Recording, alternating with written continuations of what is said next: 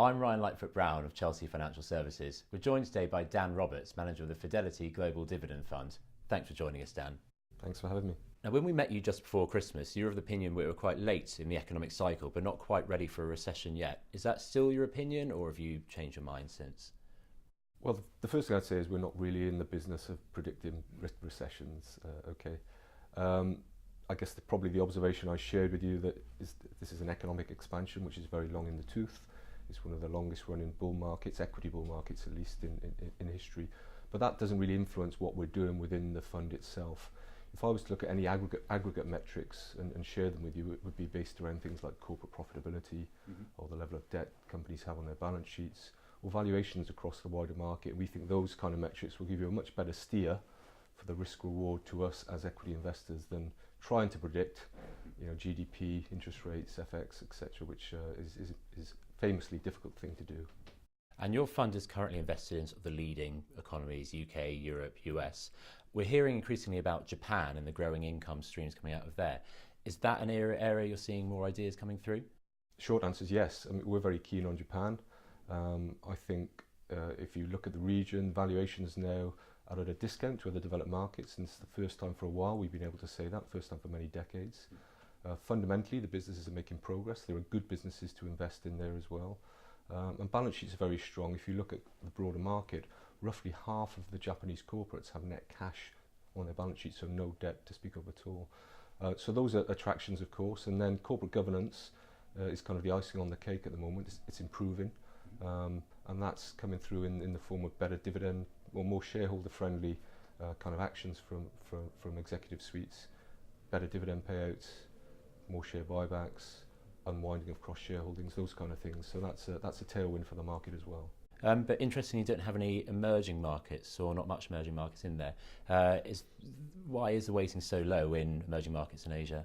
Yeah, so I would say the best thing to do there is to focus on where the fund gets its revenues from, rather than where the companies we invest in are domiciled. So if you pick up the fact sheet, you'll see roughly 5% of the fund comes from emerging markets. But if you look at the revenue base of the companies we own, it's over a quarter of the fund. So I would say we do have some pretty good exposure to emerging markets. It just tends to be through stocks which are domiciled in developed markets and which sell their wares into those emerging markets. And now, earlier on in your career, you were a UK equity income investor. Why the decision to go into a global fund? Well, the simple answer is I think it's a better product. More stocks to choose from is the simple observation to make.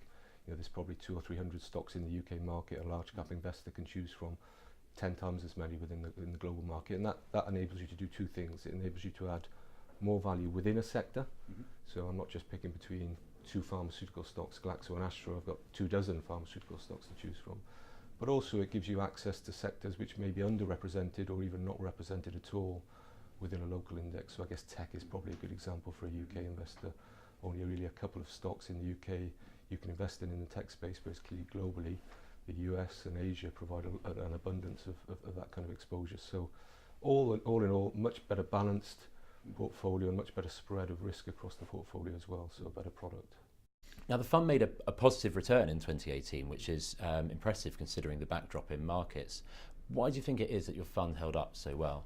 I think there's a couple of things we can point towards. First of all, we look for valuation support in any stock we own in the portfolio. And secondly, we look for the kinds of companies which can prove to be resilient under a variety of economic scenarios, even more difficult economic scenarios.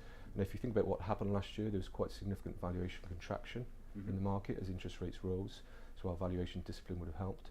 But perhaps more importantly, identifying those companies that can make progress in more difficult times helped us when people were starting to worry about economic growth.